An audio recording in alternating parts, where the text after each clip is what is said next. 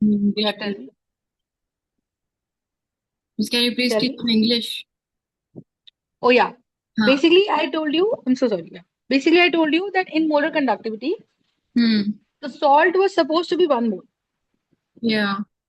No matter how much amount of water you are taking to fill that 1 mole of salt in. Do you remember that? Yes. But for conductivity, we knew what? For conductivity, we meant what?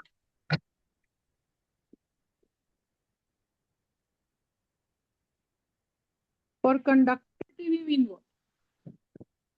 That the salt has to be 1 ml, if I'm not wrong. Are Yeah. we understanding? The Yes. salt has to be 1 molar. Got it? Yes. So that was the point. All Hmm. right. So the salt has to be 1 ml. The solution has to be taken to be 1 ml, no matter how many ions we get in that 1 ml. So if you remember, we did that if with dilution. If you remember that with dilution, what you were doing? With dilution, the number of ions per milliliter will decrease. Yes or no? Number of ions per milliliter will decrease. Yes. Got it? So when the number of ions per milliliter will decrease, that means the conductivity will also decrease because ultimately it is the movement of the electrons and how fast the electrons are actually moving. Yes or no? So the number of electrons, you understand the point. Got it? So the idea here is what? Hmm. The idea here is what?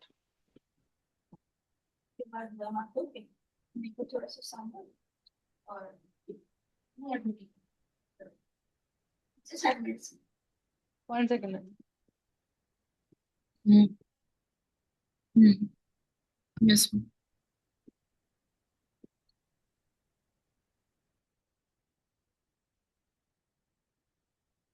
Got it?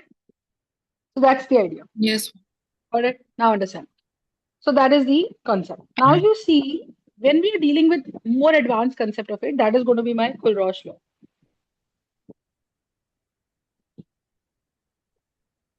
Kohlrausch law is basically an attempt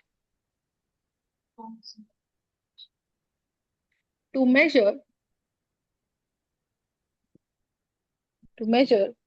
the molar conductivities. Okay. That was the attempt to measure the molar conductivities of lot of electrolytes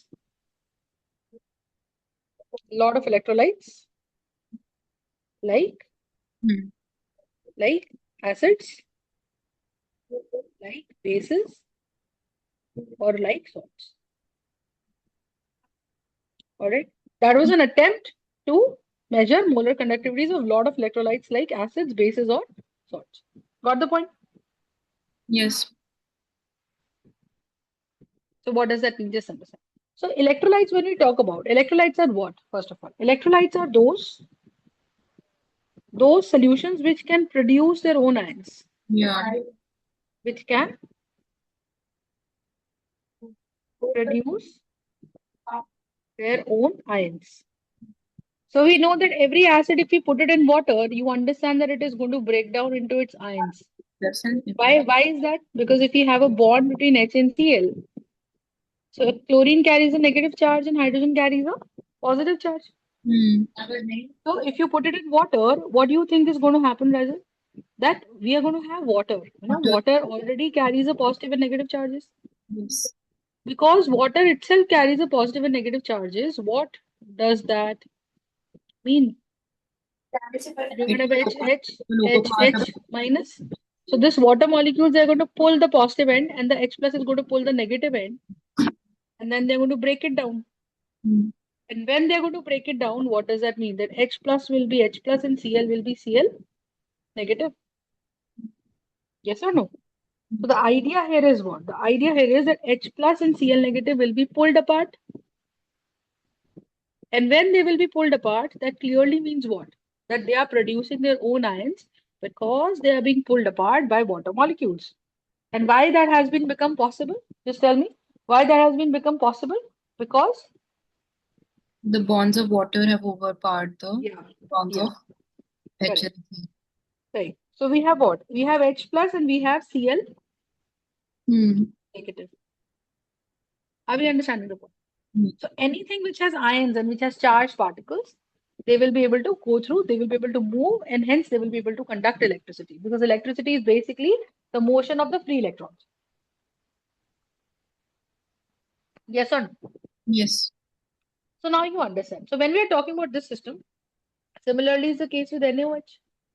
Hmm. It will break down to form Na plus and it is going to break down to form OH negative Yes. because you're putting it into water and NaOH is automatically having what kind of scenario? NaOH is definitely going to have Na plus and OH negative. Yeah. Got the point? When that happens, when that happens, you're going to have Na plus and you're going to have OH negative. So when we have KOH, it basically means what? We're going to have K plus and we're going to have OH negative. Yes. If you talk about a salt, what is a salt? Whose cation can be anything? Hmm. Whose cation can be anything and an anion can be anything, but cation should not be H plus. The cation should not be H plus and the anion should not be OH negative. You understand my point? Yes.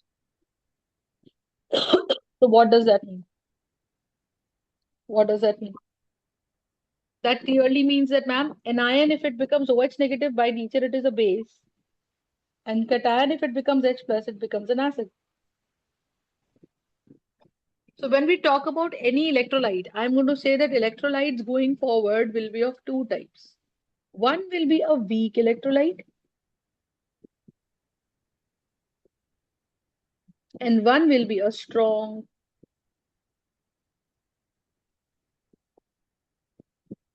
electrolyte.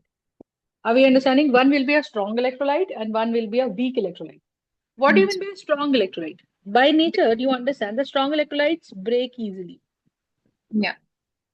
Strong electrolytes are those which break easily and produce a lot of ions in general. Produce a lot of ions, cations or anions. Yeah. But weak electrolytes, they do not break easily. They do not break easily. And hence, they produce fewer ions, or I would say less ions. Are we understanding? They would produce fewer ions or they would produce less ions. Are we understanding my point? Yes. Any doubts in this? Just tell me. No. Got it. Now, why does this happen? Just understand. Let's suppose we have a bond between Na plus and Cl negative. So there is a force of attraction between Na plus and Cl negative. Yes or no? Yes. And you put it in water. Let's say you have put in 100 NaCl molecules and you have put in 100 NaCl molecules and let's say 1000 molecules of water. Hmm. Okay. So you understand that because we have put in NaCl and water by nature is also polar. Water by nature is also polar. So when water by nature is also polar, when you put it in NaCl, what do you think is going to happen? There's going to be H plus and there's going to be negative. So let's say per molecule, two water molecules on the chlorine side and two water molecules on the Na side, they align themselves. So you tell me per one NaCl, how many per NaCl, how many water molecules are being utilized? Four, Four. No. right? And we have how many water molecules like that? 1000. Hmm. So that means that one water molecule, four water molecules are able to pull apart Na plus and Cl negative, and as a result, Na plus and Cl negative will be moving separately. Yeah. As a result, Na plus and Cl negative will be moving separately. Are we understanding? Yes, So ma'am. when they are moving separately, what exactly does that mean? Just tell me. When they're moving separately. Yeah. That So means what does that mean? negative. That Na plus will be separate and Cl negative will be separate. That means four water molecules have been able to pull apart. That means the bond between Na and Cl was strong, but not strong enough, and it could be pulled apart. Yes. Not strong enough, and it could be pulled apart. You understand my point? But you understand. Let's suppose. So that means if I am putting in 100 NaCl, so all the molecules, because water molecules are 1,000. So four molecules, that means if I divide with four, I am able to break down 250 NaCl molecules. Yes. Yes or no? Yeah. That is one part. Good enough.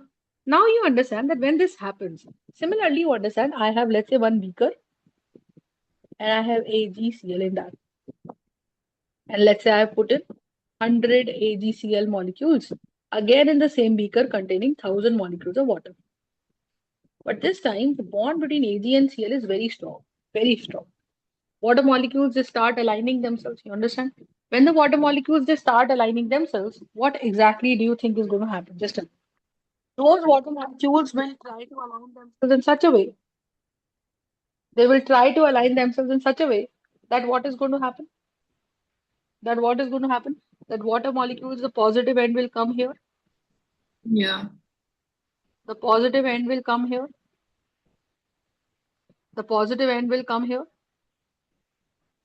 And the negative end will come here. And they are not one, they are multiple in number.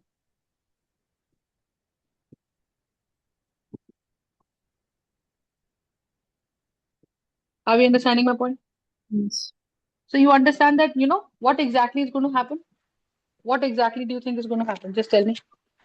That these water molecules they align themselves. You understand? Yeah. Here, 20 molecules of water on this side, on the chlorine side, and 20 molecules of water were not enough to break it down, and hence the count increased to 50 molecules of water here and 50 molecules of water on the other side. That means to break down one AgCl bond, to pull apart one Ag plus and Cl negative, effectively 100 water molecules were being utilized.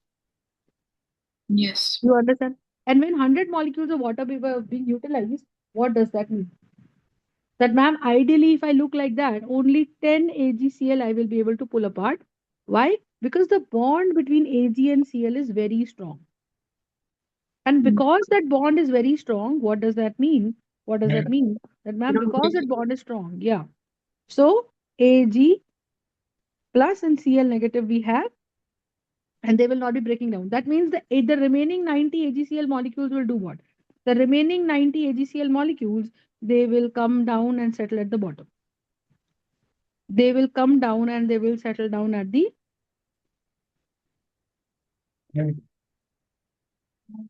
bottom, Mm. right? So that means out of 100 AgCl molecules, only 10 AgCl molecules are able to break down into their respective ions. So who is producing more ions? NaCl or AgCl? NaCl. NaCl. Why? Because its bond is weak. Mm. Its bond is Mm. weak. And here the bond is strong. Here the bond is strong. And here the bond is weak. That means you have to understand that whosoever produces a lot of ions, whosoever produces a lot of ions will have what? Will have weaker bond. And the one which produces a lot of ions will be able to conduct a Electrons. lot of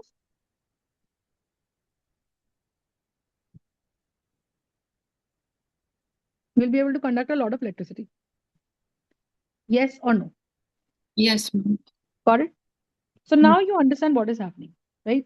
So similarly, the way we talk about the salts which form precipitate, basically they're weak salts, because they're not being broken down by water. And they're weak salts because they're not conducting electricity. Why are they not conducting electricity? Because why are they not conducting electricity? Because their bond is very strong. Very strong. Got the point? Yes, So now you understand what is exactly happening. So now you feel that we are going to conduct the electricity. So what was happening? The scientists, the scientists, they took one mole of salt.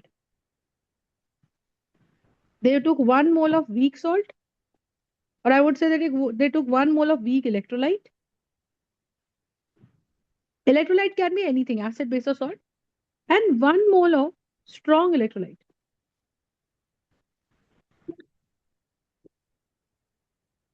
So when it is going to take 1 mole of strong electrolyte and when it is going to take 1 mole of weak electrolyte, what does that mean? That when we are talking about the scientists, so they were trying to calculate that, as we keep on diluting, as we keep on diluting the electrolyte, diluting means if we keep on adding water to it, if we keep on diluting the electrolyte in it, then how fast, how fast or what will be the change in the electricity depending upon the concentration. You understand? So if we keep on diluting the electrolyte, then how does the conductance change? So basically, what they meant was that okay, if I have a small conductivity cell, if I have a small conductivity cell, I will put less water. I will put less water. If I have small conductivity cell, I will put in less water, mm, but the salt will be 1 mole. If I have added more water, I will have to take a bigger conductivity cell. And once I have to take a bigger conductivity cell, what does that mean? What does that mean? So we are going to have this thing. Are we understanding? So then we'll have the same 1 mole salt, but in more water. And you understand, if I take 10 liters of water here and 2 liters of water here, so I am going to have 1 mole and 2 liters. And 1 liter will thereby have half mole.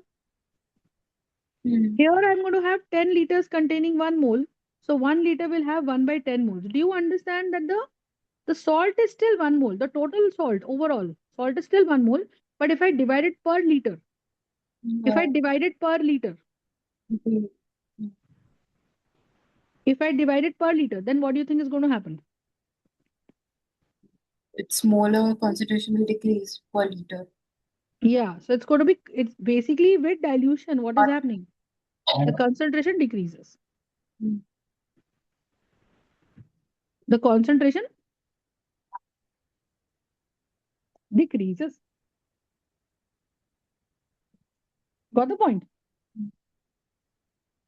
The concentration decreases. Understood or not? Got the point? So basically, what they did was they said that, okay, ma'am, what is happening? That we are going to draw a graph. On the x axis, the scientists are going to draw the graph. On the x axis, we are going to represent concentration. So you understand that this is the 0 point. So we are going to read concentration from here to here. So initially, it was 1 liter and I had 10 moles of salt. Okay. Then gradually, I added what? Added more water. So per liter, the salt kept on decreasing. So here the concentration was, let's say, here it is 0 0.1, here it is going to be 0 0.2, here it is going to be 0 0.3. So concentration is increasing, but we are going to read it from which end to which end? We are going to read it from which end to which end? Just tell me. So we are going to have 0 0.8, then we are going to have 0 0.9 and like that. So we would have 0 0.1, 0 0.2, 0 0.3 like that. You understand? Yeah. So what does that mean? What does that mean? That we are going to have 0 0.1, 0 0.2, 0 0.3 like that, 0 0.4, 0 0.5, 0 0.6 like that. So we are moving from here to here. Mm, We are moving from here to here. And why? Because we are diluting simultaneously. And we are going to check that as the concentration decreases, the molar conductivity. What happens to the molar conductivity? Molar conductivity means the conductivity of 1 mole of salt. You denote it with like this. You don't put a horizontal line to make it A. You just put a line like that. mm. You just put a line like that. Understood my point or not? Yes. So this is actually going to be my molar conductivity.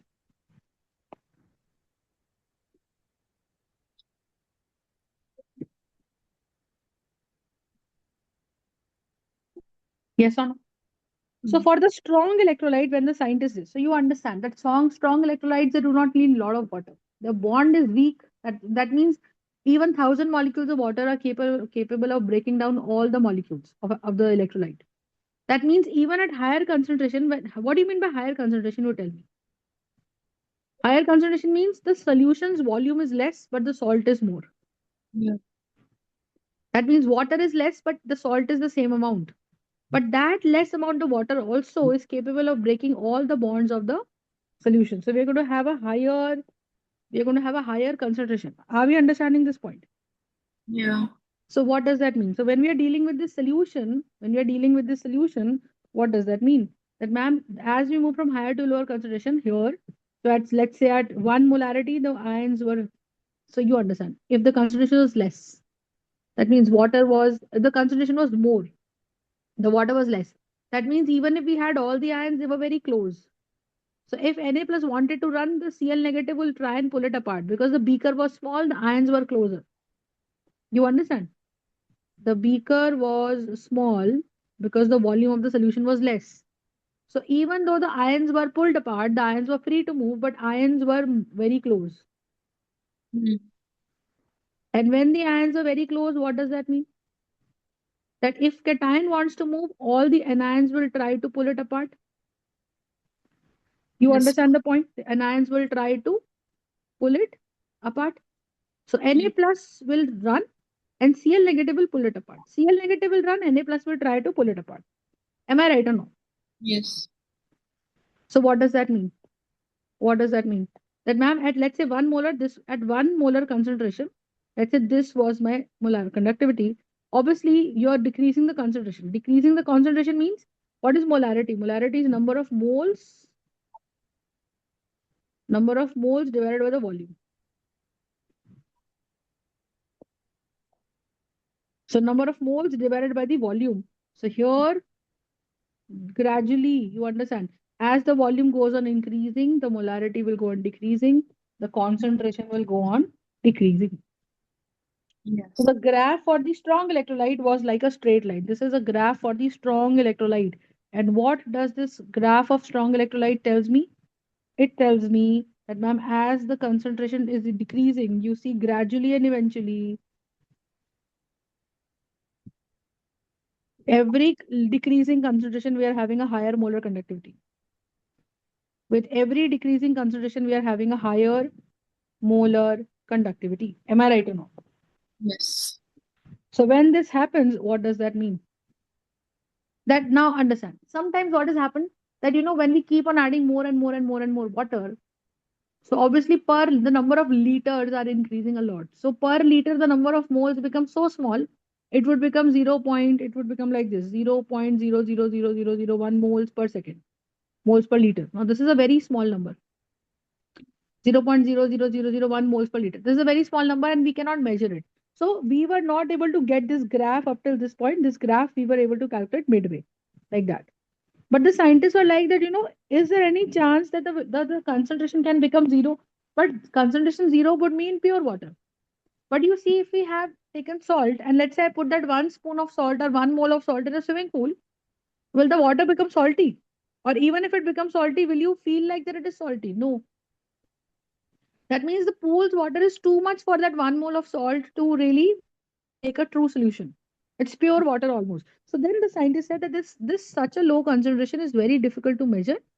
And when this concentration is very less difficult to measure, we cannot measure lower concentration. So that was the constraint of the scientist that we can't measure very low. We can't measure very low. We can't measure very low concentrations. Are we understanding? Yes, So ma'am. when this happens, so the scientist says, okay, we'll make the graph midway. And then gradually, if we can't measure, but we know that majority of the time, it has done what? It has followed this path. Yes, ma'am. So that means I can extrapolate it back, and in the same direction, I can extend it back. And then just by my intuition, I can say that if it follows such a straight line path, Hmm. you know, so it would mean what? That also it is going forward, also it is going to follow a straight path. And this will be what? This will be called as molar conductivity at infinite dilution. Infinite dilution means that you have put the so much of water, the volume has become infinite. And the volume has become infinite, then what do you mean by that? Molarity will be equal to number of moles upon infinite volume. Right. And when that becomes infinite volume, the molarity here is going to be less value. Are we understanding my point or not? Yes. Okay. So for strong electrolytes, it was very easy from the graph. Okay. So strong electrolytes were very easy nut to crack, right? And it was not very difficult. All you need to do was just extrapolate the strong electrolytes graph. Just extrapolate the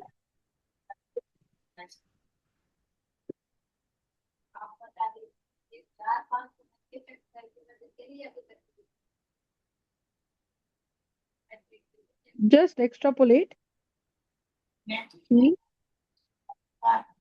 strong electrolytes graph and the molar conductivity. Calculate the molar conductivity at zero concentration, zero molarity. Zero molarity means at infinite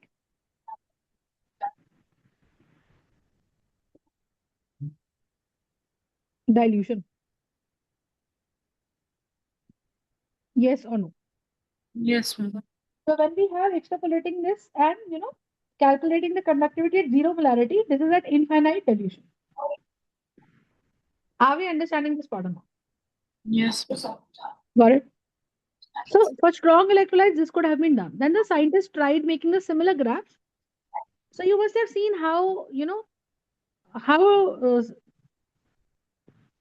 difficult it would have been, or how much of precision they must have followed to calculate every concentration, and to make sure that at every point we have a different concentration to find x and y for every point on the line. They Hmm. must have found every point on the line that if this concentration is there, 0.75, 0.74, 0.76, such a precision they must have followed. So this must have been a very detailed task whereby at every concentration they must be having a different molar conductivity. And then probably they might be very sure that you will get a straight line for a strong electrolyte. Strong electrolyte is one which breaks down into its respective ions. Then they what did what? Then they started doing the same experiment for the weak electrolyte. The Kohlrausch was a scientist. He was a Russian scientist. He started drawing the same graph. He started drawing the same graph for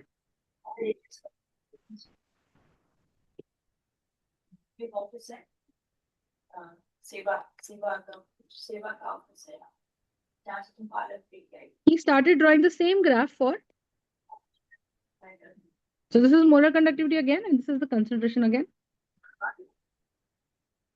And we know for the fact that this is going to be my 0 point, and this is going to be my 0.1, this is going to be my 0.2, this is going to be my 0.3, this is going to be my 0.4, this is going to be my 0.5, this is going to be my 0.6, this is going to be 0.7, this is going to be 0.8, this is going to be 0.9, 1, and like that. So scientists tried again, but you know for the fact that but what is the advantage of weak electrolytes? You tell me. For the weak electrolytes, as and when you keep on adding more and more water, as Hmm. and when you keep adding lots and lots of water, you understand more and more molecules will start dissociating. Because initially, when we had 1,000 molecules of water, you could see that out of 100, I was able to break only 10 AgCl molecules.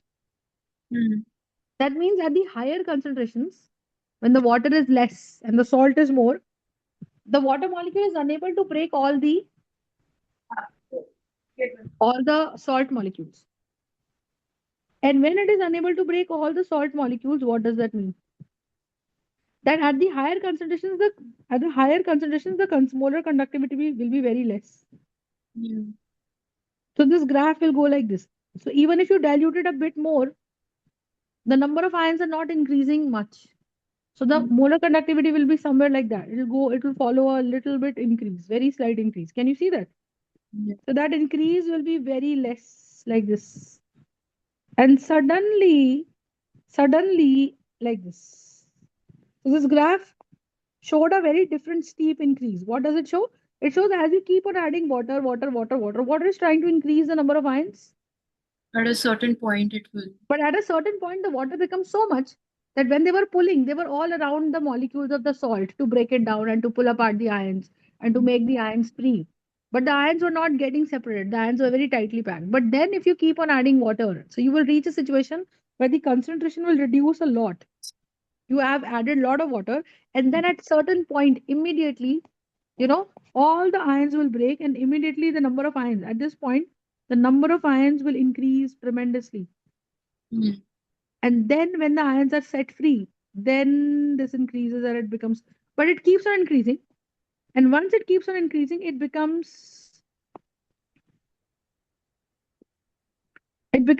keeps on increasing, and it becomes ideally parallel. So if you look at this graph, you see, then ma'am, what is exactly happening?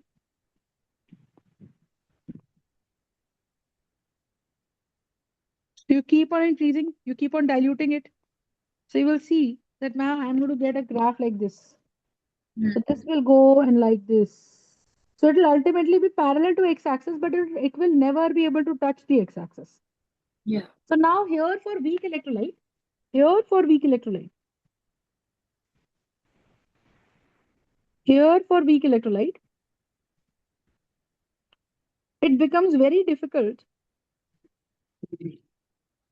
It becomes very difficult to extrapolate and meet the y-axis. To extrapolate and meet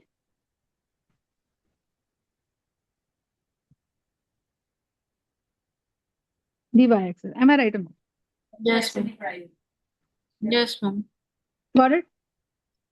So when you are not able to do that, so then the scientist said that with the help of the graph, it is unable to calculate the molar conductivity of the. What did they say? They said that from the graph, it is unable or it is impossible to calculate the molar conductivity of a salt at infinite dilution. Why? Because the graph Cross the wire. at very low concentrations, at very low concentration, becomes parallel to y-axis.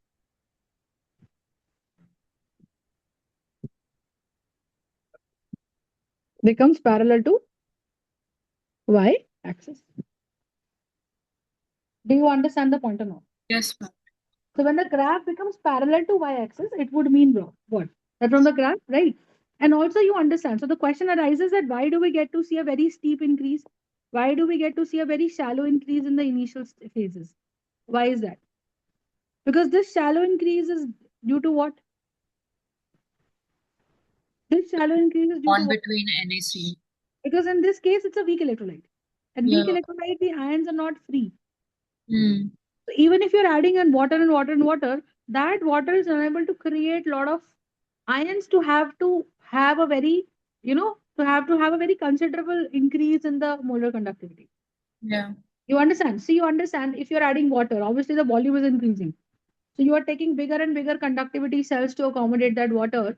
And obviously there is more space for the ions to move, but there are no ions. You Yes. understand? So the other possibility would have been what? That at this point where you suddenly see that spark, you have a big beaker, you have a very big beaker. Got the point? And Yes. once you have that beaker, what does that mean? You have lot of ions also. Yes. You have lot of ions also. You will have lot of ions also. And they are far apart. So when one Cl negative wants to move forward, we will have Ag plus.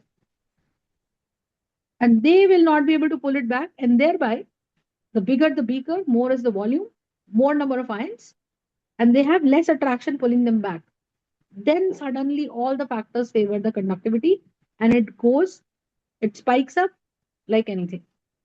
You understand? But it keeps on becoming parallel and parallel to y-axis and unable to meet the y-axis. Are we understanding this part more? Yes, ma'am. Got the point? Yes.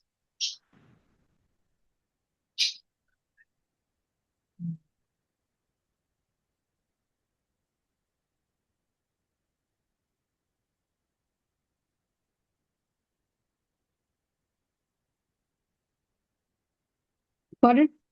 So then the scientist said that from the graph, it is unable to calculate the molar conductivity at infinite dilution. So how do we represent molar conductivity at infinite dilution? Like this. We make a circle at the top. That circle indicates that it is molar conductivity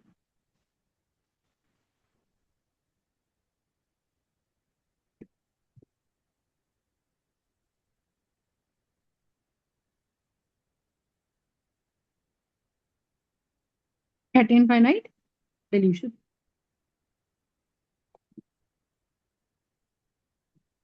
Got the point? Hmm. Yes. And if you have to say molar conductivity at any concentration, either you write this or you write molar conductivity simple. This is called as the molar conductivity of the ion.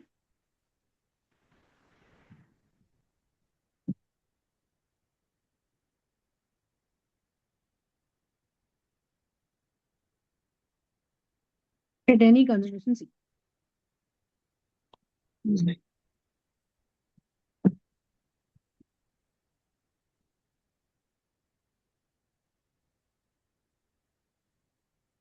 So miss, in place of C, we'll have to write the concentration, right? No, no, no. Okay. Simple. And this symbol, this is basically called as my this. That's the way in English. What do we have? We have small a and capital A, right? The smaller case letters and the bigger case letters. This is going to be a big lambda, uppercase lambda. This is actually called as an uppercase lambda. And what is a smaller case lambda? This you must have been drawing since long. This is going to be a lower case lambda.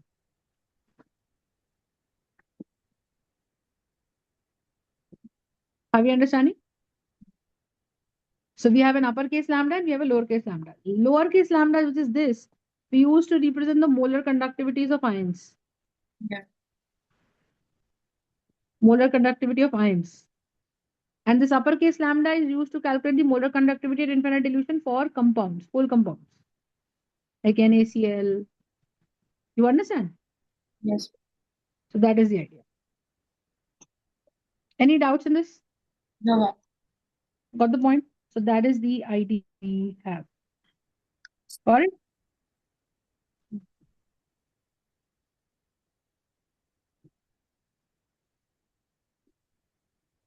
Got it?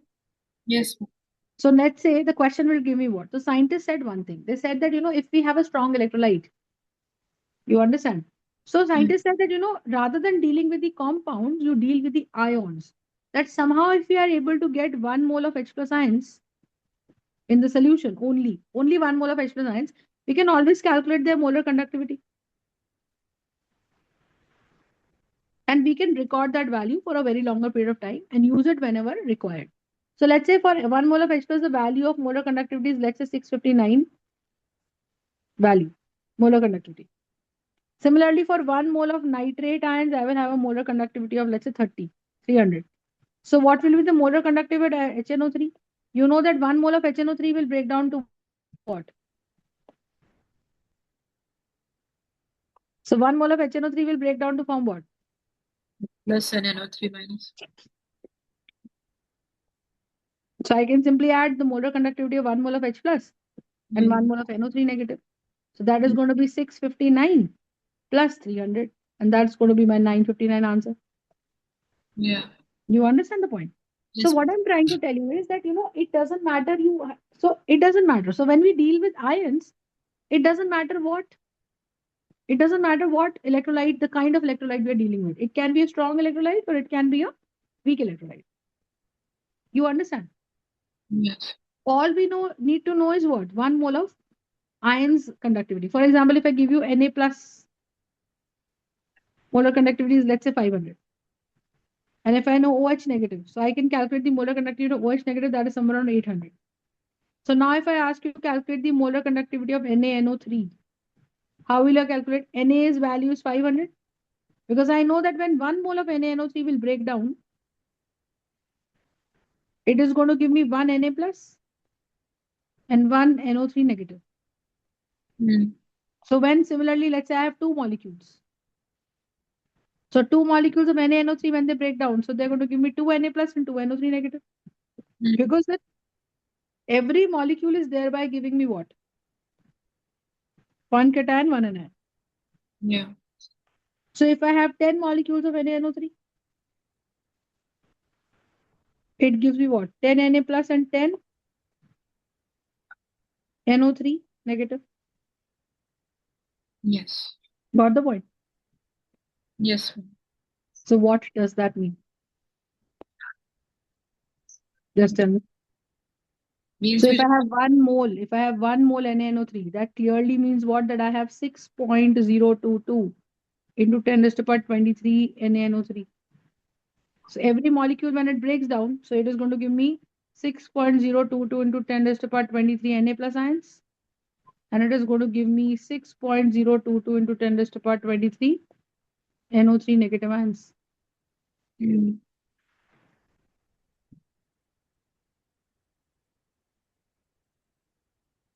yes.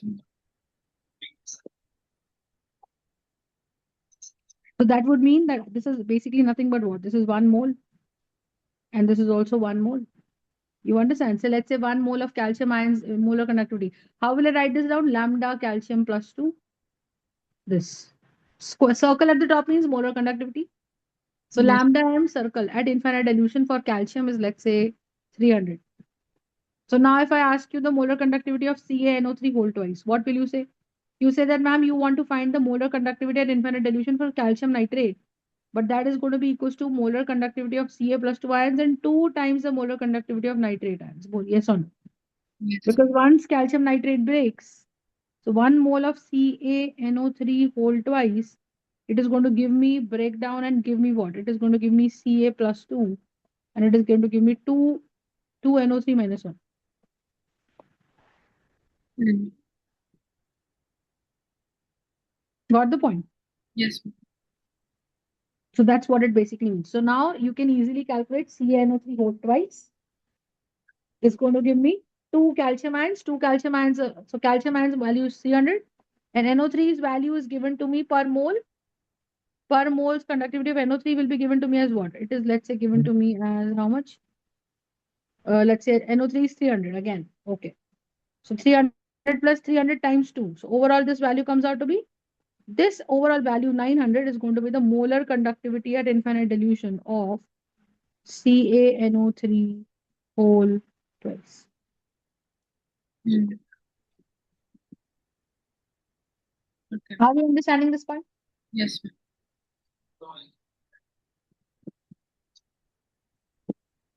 Any doubts on this? No, ma'am. So this is going to be the value of the molar conductivity at infinite dilution. Understood the point or not? Yes, ma'am.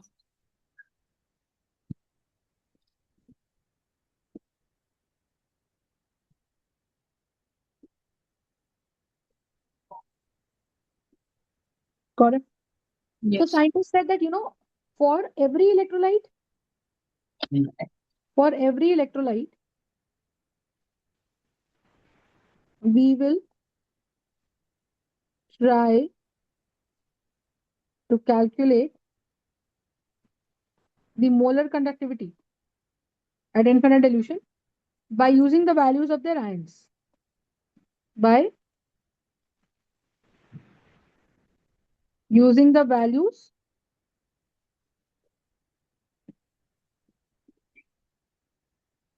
of its ions. Mm, But let's say the question gives you like this. The question says you the molar conductivity of NaCl is 500. The molar conductivity of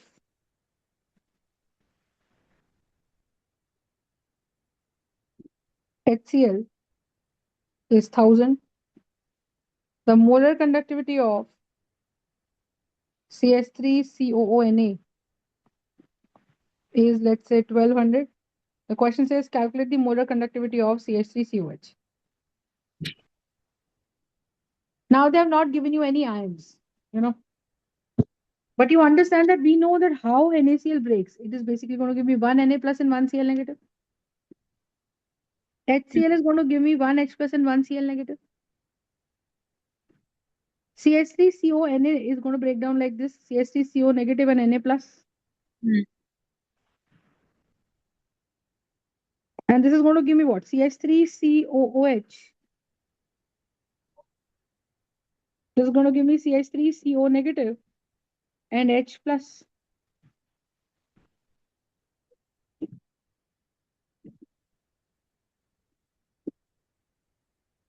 Yes or no? Yes. So what does that mean? So you're going to have CH3CO negative and H plus, like that. So that means that, ma'am, now understand. We have to make an equation, okay? That equation, we have to make it for ourselves. So we have to make an equation. So in the equation, we will have two reactants. And we will have two products. We will have two reactants and we will have two products. Am I right or not? Yes. So once we have two reactants and once we have two products, what does that mean? What does that mean? Tell me. That clearly means that we have to choose two reactants such that they must not have any single ion. Choose the two reactants which do not have a common ion, any of the ions, which do not have any common ion. You get the point? Yes. So you see that the two reactants NaCl and HCl cannot come together because they have Cl negative common. NaCl and CH3CO negative Na plus, they cannot come together because Na plus is common. So if I take one reactant as NaCl, the other reactant will be CH3COH, if I'm not wrong. Yeah. And then now, if you know how to make equations, do we understand this part? That every equation is made what? Negative will go with positive and positive will go with negative. So this is going to give me CH3COONA plus HCl.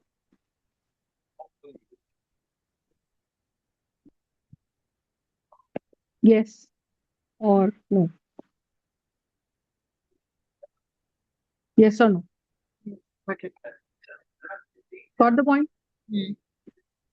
So now if I'm able to make this equation and balance the equation is automatically balanced, good enough. So we have to make in the rough work, we have to make a balanced chemical equation. And then we know that molar conductivity of NaCl at infinite dilution plus molar conductivity at CH3COH at infinite dilution must be equal to. Then we apply the equation. And that rule is the molar conductivity at CH3CO negative Na plus molar conductivity at HCl. You understand? So equation when you are able to make, then the molar conductivity of the reactants must be equal to the molar conductivity of the products. Simple. So what is the molar conductivity of NaCl that is given to me? The molar conductivity of NaCl is given to me as 500. The molar conductivity of CH3COH is X. The molar conductivity means the conductivity coming out by 1 mole of CH3CO negative is 1200 plus molar conductivity of acid is 1000. So if you find X, it is 1200 plus 1000 minus 500. It is going to be 2200 minus 500. This is going to be 1700. And that is going to be the molar conductivity at infinite dilution. Are we understanding my point? Yes, ma'am. Got it. So X here is going to be my 1700. Are we understanding or not? Yes, ma'am. Got it? So the idea here is what? The idea here is what? Just tell me. To rearrange the This ions. is how we can do. For example, if I give you this equation, if I give you CaNO3 whole twice, the value here is 500. And the value of HCl here is 1600. Molar conductivity at infinite dilution, molar conductivity at infinite dilution. Molar conductivity at infinite dilution of HNO3 is given to me as 1500. Or I would say 1200. The question says calculate the molar conductivity at infinite dilution of CaCl2. How will you solve this? So you should know that CaNO3 whole twice will break down into what? It will break down into Ca plus 2 and NO3 Hmm. minus 1. So it is going to give me two ions, Ca plus 2 and NO3 minus 1. Yeah. HCl will break down into H plus and Cl negative. HNO3 will break down into H plus and NO3 negative. And CaCl2 will break down into Ca plus 2 and Cl negative. That means I am going to choose two reactants and two products to make an equation in the rough work. And the condition or the method of choosing those two reactants and products will be what? That it must not have what? No common ion. Two common ions. So CaNO3 whole twice can be clubbed with HCl. So CaNO3 whole twice plus HCl will give me what? So it should give me CaCl2 plus HNO3. Let's balance out this equation. So 2 HCl here, like 2, right? You understand? And we're going to have a 2 HNO3 here. We can also put CaCl2 in the reactant side also, right? Yeah. This is just for the rough work, just to make the mathematical numerical equation.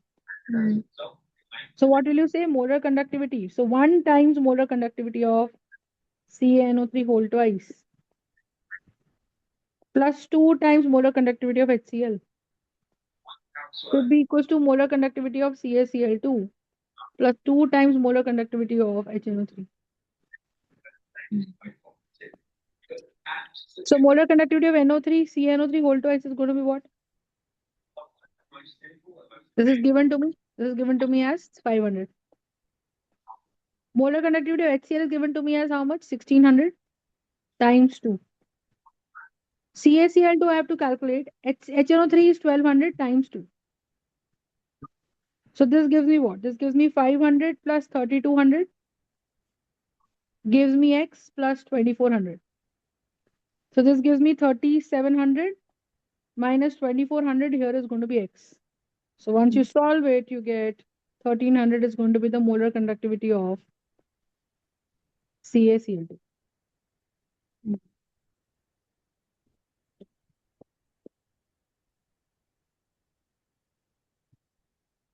This is going to be the molar conductivity of CaCl2. Are we understanding my point? Yes. Got the point? So this is how we basically solve the question. So try out one more question and let's see what you get. So if I give you the molar conductivity of HF is to be calculated. Okay. Given that NAF is 500.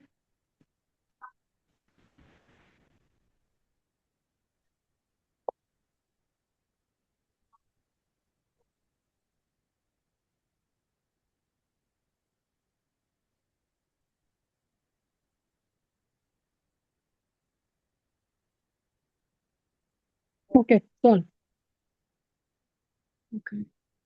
That's PbF2, right? HNO3. And the last one is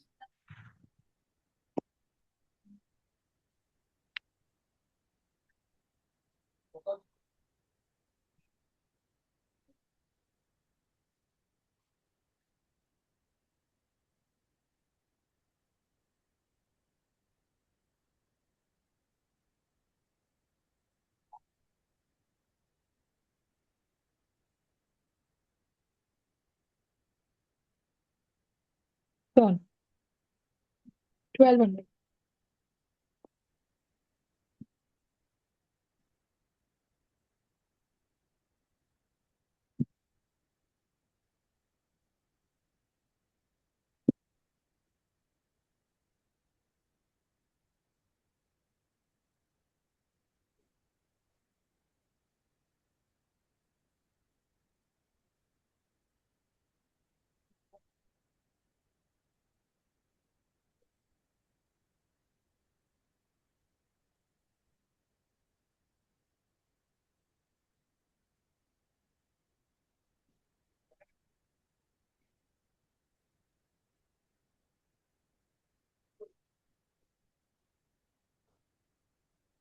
Can you solve? Yes, ma'am. I'm sorry.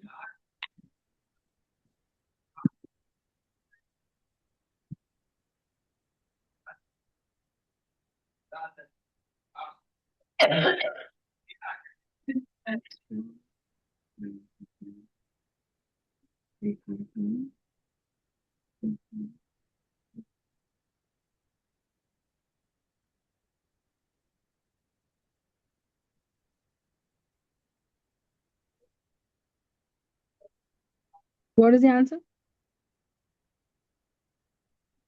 I'm getting the answer 900 Let's see. Have you made this equation? HF plus plus N. NaNO3 will give you HNO3 Yeah. plus NaF. Mm. So I'm going to have 500 plus 1600 is going to be X plus NaNO3.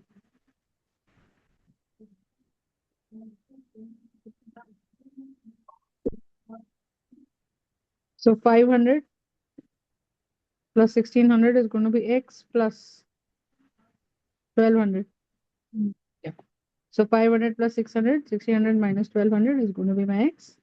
X is going to be 900. Understood? That's the molar conductivity of Na.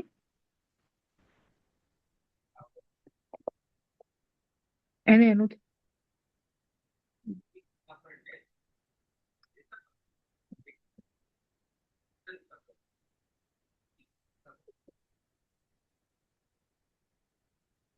Yes, ma'am. Got the point? Yes.